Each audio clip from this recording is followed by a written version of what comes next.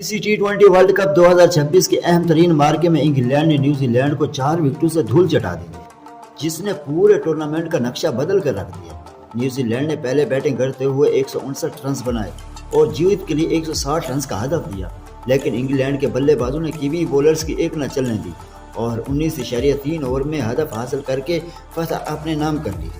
New Zealand की इस हार ने जहां उनके लिए मुश्किलात खड़ी कर दी है, वहीं पाकिस्तान के लिए कुदरत का करिश्मा बनकर सेमीफाइनल के दरवाजे खोल दिए हैं। अब हिसाब किताब बिल्कुल वाज़ेह है, पाकिस्तान को सेमीफाइनल में पहुंचने के लिए आज का मैच हर सूरत जीतना होगा, लेकिन दो कड़ी शर्त के साथ। अगर पाकिस्तान पहले बैटिंग करे तो तब ऐसे उसे 64 रन के बड़े मार्जिन से जीतना होगा। अगर हदफ का ताक़ुब करना पड़ा तो हदफ सिर्फ 13 ओवर्स में हासिल करना लाजमी होगा। इस वक्त जब आप ये वीडियो देख रहे हैं तो मैदान में एक एक लम्हा पाकिस्तान की तकदीर का फैसला कर रहा है। क्या शाहीन आज इस सुनहरी मौके का फ़ायदा उठाकर मोजज़ा कर दिखाएंगे?